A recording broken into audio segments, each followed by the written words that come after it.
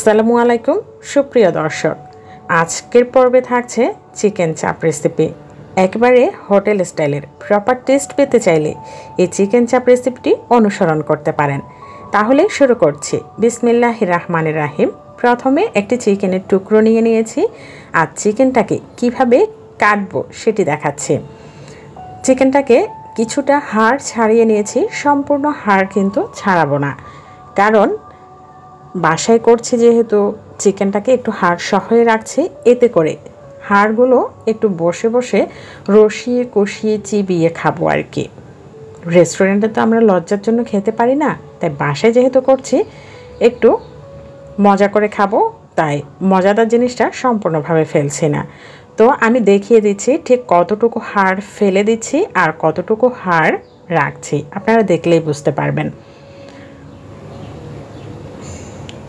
এই যে এই হাড়টা ফেলে দিয়েছি আর বাকি হাড়টা কিন্তু রয়ে গেছে। এখন চিকেনগুলোকে একটু ফেরে ফেরে দিচ্ছি, যাতে করে যখনই ম্যারিনেশন করে রাখবো সবটাতে যেন খুব ভালোভাবে মশলাটা ঢুকে আসে। তো একে একে সবগুলো চিকেন রেডি হয়ে গেছে। এখানে টোটাল 8 পিস চিকেন নিয়েছি।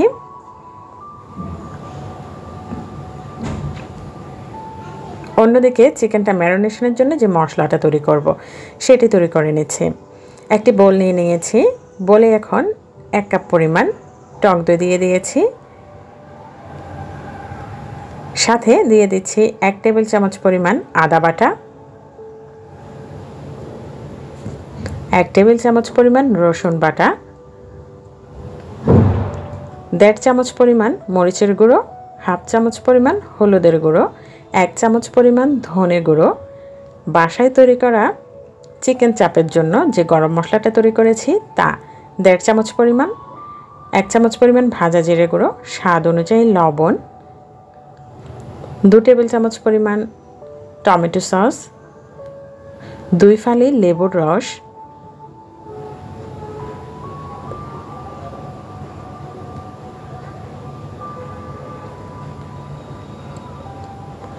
এবং সবশেষে থাকছে 2 টেবিল চামচ পরিমাণ সরষের তেল।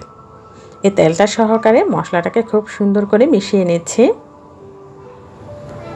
তেলটা কিন্তু অবশ্যই দেওয়া ট্রাই করবেন, এতে করে কিন্তু মশলাগুলো খুব সুন্দরভাবে মাংসের গায়ে ঢোকে। তো মশলাটা মিশিয়ে নেওয়ার পরে এখন চিকেনের সবগুলো টুকরো দিয়ে দিচ্ছি, আর এইভাবে উল্টে পাল্টে প্রতিটা রন্ধ্রে রন্ধ্রে অর্থাৎ চিকেনের গায়ে গায়ে ভালো করে মশলাটাকে মিশিয়ে নিতে হবে। যে ফেরে ফেরে দিয়েছি ওই ফাড়া অংশগুলো তো আঙুল দিয়ে সুন্দর করে প্রতিটা জায়গা ভালো করে মশলাটাকে ঢুকিয়ে নিতে হবে, মিশিয়ে নিতে হবে। তো এতে করে সব জায়গায় মশলাগুলো ভালো করে যাবে এবং চিকেন চাপটা খেতে খুবই ভালো লাগবে। এভাবে মেখে নেওয়ার পরে আমি 3 ঘন্টা এগুলো রেস্টে রেখে দেব। তবে আপনার কাছে যদি 3 ঘন্টা পরিমাণ সময় না থাকে তাহলে অন্তত হাফ অ্যান আওয়ার হলো রাখার ট্রাই করবেন, অর্থাৎ ম্যারিনেশনটা মাস্ট, এটা করে রাখতেই হবে, না হলে কিন্তু আপনি চিকেন চাপের প্রপার টেস্ট পাবেন না। অন্যদিকে আমি এখানে 1 কাপ পরিমাণ বেসন নিয়ে নিয়েছি, 1/2 চামচ পরিমাণ, 1/2 চামচ থেকে আরেকটু কম দিয়ে দিয়েছি বেকিং পাউডার, সাথে দিয়ে দিচ্ছি 1/2 চামচ পরিমাণ মরিচের গুঁড়ো, 1/2 চামচ পরিমাণ ভাজা জিরের গুঁড়ো, স্বাদ অনুযায়ী লবণ দিয়ে দিয়েছি। এখন এই মশলাটাকে বেসনের সাথে ভালো করে মিশিয়ে নিচ্ছি। অন্যদিকে ম্যারিনেশনের চিকেনগুলো 3 ঘন্টা হয়ে গেছে। এখান থেকে আমি 4 পিস চিকেন তুলে একটি এয়ারটাইট বক্সে ডিপ ফ্রিজে রেখে দিয়েছি। পরবর্তীতে কোনো গেস্ট আসলে বা নিজেদের খেতে মন চাইলে নামিয়ে যাতে শর্টকাট খেয়ে ফেলতে পারি ফ্রাই করে, এই জন্য রেখে দিয়েছি। বাকি 4 পিস এখন একে একে এই বেসনের মধ্যে কোট করে নিচ্ছি।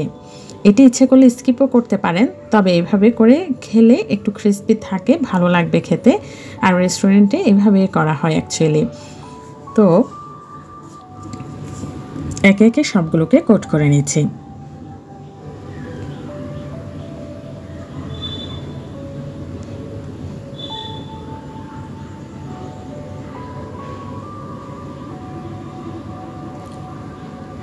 সবগুলো রেডি হয়ে গেছে। এখন একটি প্যান বসিয়ে দিয়েছি।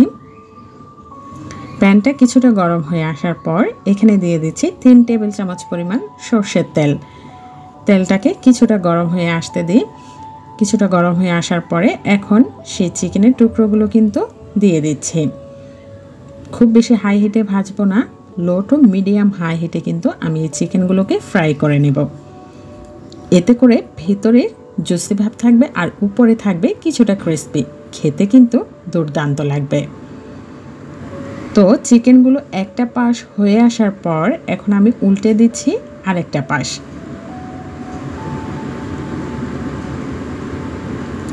3 ঘন্টা ম্যারিনেশনের কারণে চিকেনগুলো কিন্তু খুব ভালোভাবে মশলাটা অ্যাবজর্ব করে নিয়েছে।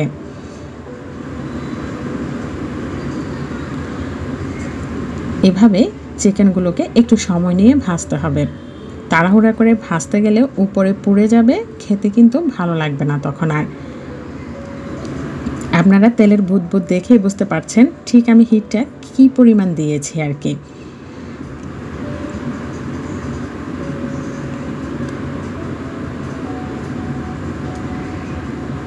ভাজতে ভাজতে একটা পর্যায়ে যখন এই চিকেনটা অর্থাৎ এই চিকেন চাপটা রেডি হয়ে যাবে তখনই আমি নামিয়ে নিব একটা ডিশে। দেখে বুঝতে পারছেন কতটা ইয়ামি লাগছে।